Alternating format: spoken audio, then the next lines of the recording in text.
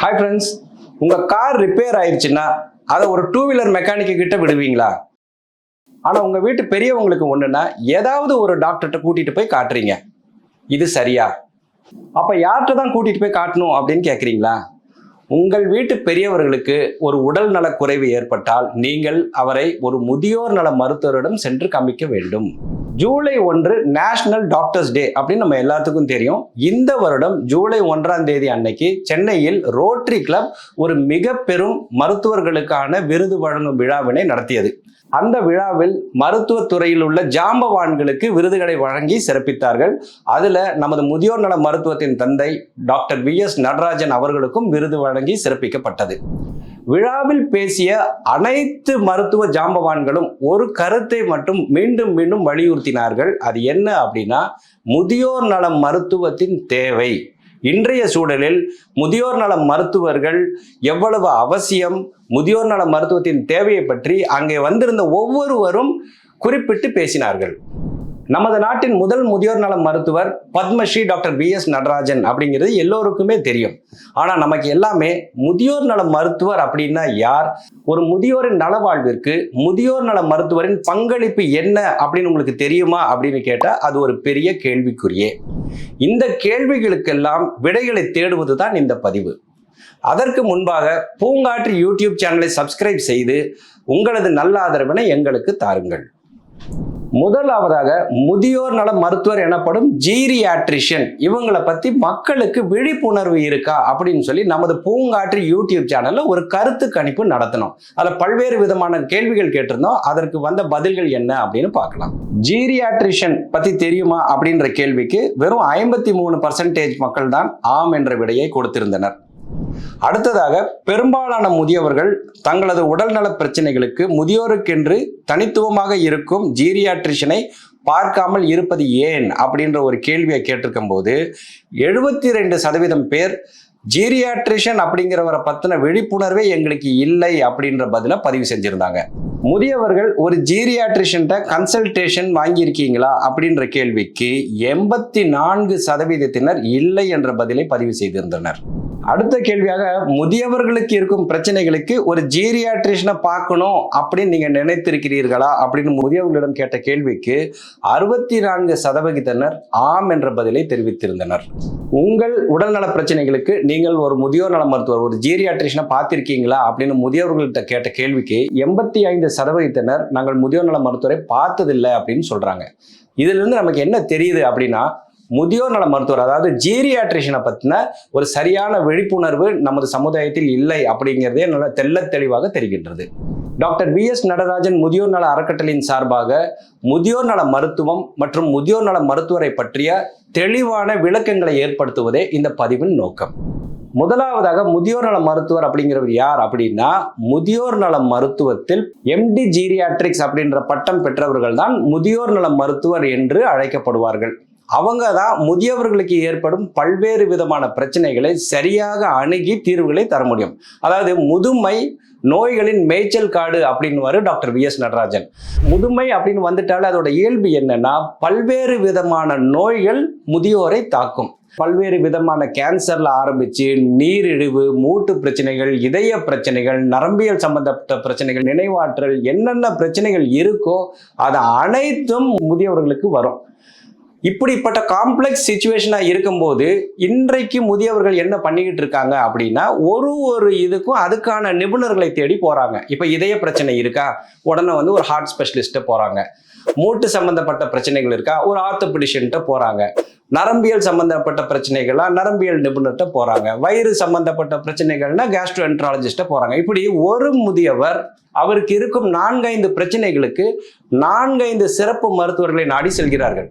இதுல என்ன பிரச்சனைனா, ஒரு சிறப்பு மருத்துவரும் அவரோட அந்த பகுதியை மட்டும்தான் பார்ப்பார். இப்ப இதய பிரச்சனை, நீங்க இதய நோய் நிபுணர்கிட்ட போனீங்கன்னா அவர் இதயத்தை மட்டும்தான் பார்ப்பார்.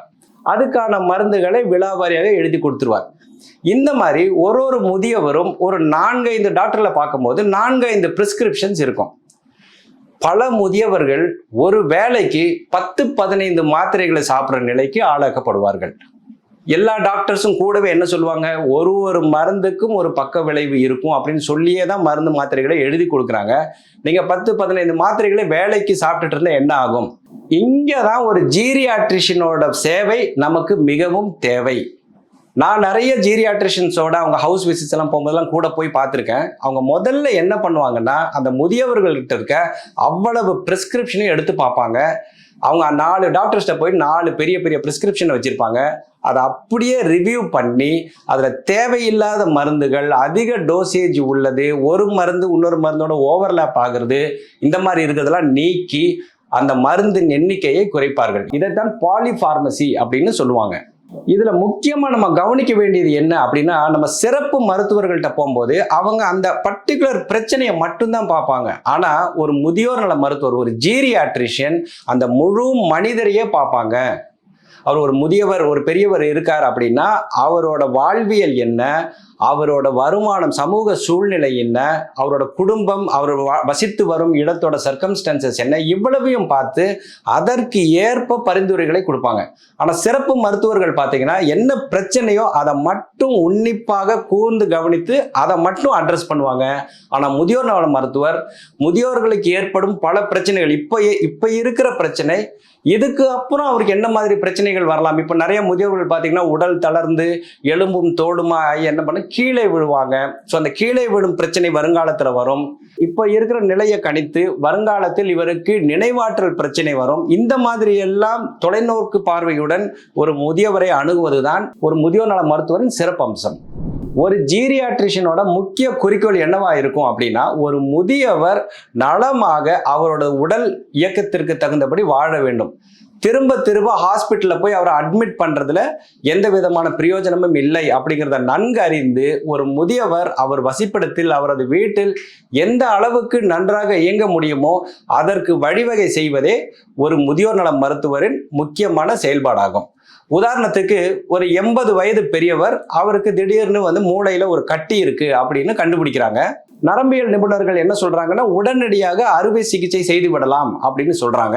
ஆனா அதோட சேர்த்து அவங்க என்ன சொல்றாங்கன்னா, அதுக்கு அப்புறம் அந்த முதியவர் பிழைப்பாரா, அவருக்கு நல்ல வாழ்க்கை தரமா இருக்குமா அப்படின்னு உத்தரவாதம் இல்லை அப்படின்னு சொல்லிடுறாங்க. ஆனால் இந்த பிரச்சனையில ஒரு முதியோர் நல மருத்துவரின் அணுகுமுறை எப்படி இருக்கும் அப்படின்னா, அந்த முதியவரால் இவ்வளவு பெரிய அறுவை சிகிச்சையை தாங்கிக் கொள்ள முடியுமா, அப்புறம் அறுவை சிகிச்சைக்கு அப்புறம் அவர் மீண்டும் நலம் பெற்று நல்ல முறையில் நடமாட முடியுமா அப்படிங்கிறது தான் பார்ப்பாங்க. வெளிநாடுகளில் இன்றளவும் ஜீரியாட்ரிஷியனோட டிசிஷன் படி தான் இந்த மாதிரியான மேஜர் ட்ரீட்மெண்ட்ஸை அலோவ் பண்றாங்க. முக்கியமாக முதியோர் நல மருத்துவரின் பராமரிப்பின் கீழ் இருக்கும் முதியவர்கள் நல்ல ஆரோக்கியத்துடன் சுதந்திரமாக நடமாடி கொண்டிருக்கிறார்கள் அப்படின்னு ஆய்வுகள் தெரிவிக்கின்றன. நமது நாட்டில் நாளுக்கு நாள் முதியோர்களின் எண்ணிக்கை அதிகரித்து கொண்டே வருகிறது. ஆனால் துரதிர்ஷ்டவசமாக நமது நாட்டில் ஜீரியாட்ரிஷியன்ஸோட எண்ணிக்கை மிக மிக குறைவு. ஆண்டு ஒன்றிற்கு வெறும் 30 MD ஜீரியாட்ரிக்ஸ் கிராஜுவேட்ஸ் தான் வெளியே வராங்க. 2021 எடுக்கப்பட்ட ஒரு கணக்கெடுப்பின்படி நமது நாட்டில் 1,40,00,000 முதியவர்கள் இருக்கிறாங்க. இந்த கணக்குப்படி பார்த்தா குறைந்தது 60,000 முதியோர் நல மருத்துவர்கள் நமது நாட்டில் தேவை. ஆனா இப்ப இருக்கிறது சில 100 ஜீரியாட்ரிஷியன்களே. இன்றைய கணக்கின்படி 7,000 முதியவர்களுக்கு ஒரு ஜீரியாட்ரிஷியன் தான் இருக்காங்க. இதுக்கு என்னென்ன தீர்வுகள் அப்படின்னு பார்த்தீங்கன்னா, எல்லா மெடிக்கல் காலேஜ்லையும் MD ஜீரியாட்ரிக்ஸ் அப்படின்ற கோர்ஸ் கட்டாயமாக இருக்க வேண்டும். அடுத்ததாக MBBS பாடத்திட்டத்தில் ஜீரியாட்ரிக்ஸ் பற்றி அட்லீஸ்ட் மினிமம் ஒரு பேப்பராவது இருக்கணும். இப்போ வரைக்கும் இல்லாம இருப்பது ஆச்சரியமே. இதுக்கு இன்னொரு வழி என்ன அப்படின்னா, ஃபேமிலி பிசிஷியன்ஸ் மற்றும் general physicians Indira Gandhi national open university IGNOU வழங்கும் 1 வருட பட்டய படிப்பை கற்று ஜீரியாட்ரிக்ஸில் தேர்ச்சி பெறலாம். இப்பொழுது பொது மருத்துவர்கள் மற்றும் ஃபேமிலி மருத்துவர்கள் முதியவர்களுக்கு ட்ரீட்மெண்ட் கொடுத்துட்டு இருக்காங்க. நிறைய பேர் அவங்களுக்குள்ள அனுபவத்தால அந்த ட்ரீட்மெண்ட்ஸ் பண்ணிட்டு இருக்காங்க. பட் இந்த அடிஷனல் குவாலிஃபிகேஷன் முதியவர்களுக்கு மிகுந்த நன்மையாக இருக்கும். இன்னொரு ஆச்சரியமான விஷயம் என்னன்னா, எல்லா மருத்துவமனைகளிலும் குழந்தைகள் நல பிரிவு இருக்கும், ஆனா முதியோர் நல பிரிவு இருக்காது. இந்த நிலை வெகு விரைவில் மாற வேண்டும். ஜீரியாட்ரிஷியன்ஸ் வெறும் டாக்டர்ஸ் மட்டும் இல்லைங்க, அவங்க நம்ம வீட்டு பெரியவங்களோட ஆரோக்கியமான நலவாழ்விற்கான ஹெல்த் பார்ட்னர்ஸும் கூட. அடுத்த முறை உங்களுக்கோ உங்களுக்கு தெரிந்த பெரியவர்களுக்கோ ஏதாவது உடல்நலக்குறைவு ஏற்பட்டால் ஒரு ஜீரியாட்ரிஷியனை கட்டாயமாக கன்சல்ட் பண்ணுங்கள். கடைசியாக, முதுமையில் இருக்கும் உங்கள் உறவினர்கள் மற்றும் நண்பர்களுக்கு இந்த வீடியோவை கட்டாயமா ஷேர் பண்ணுங்க. அவங்களும் முதியோர் நல மருத்துவரின் அவசியத்தை புரிந்து கொள்ளட்டும். அனைவருக்கும் இனிமையான முதுமை என்ற ஒற்றை குறிக்கோளுடன் தொடர்ந்து செயல்பட்டு வரும் பூங்காற்று யூடியூப் சேனலுக்கு உங்களது நல்ல ஆதரவினை தாருங்கள்.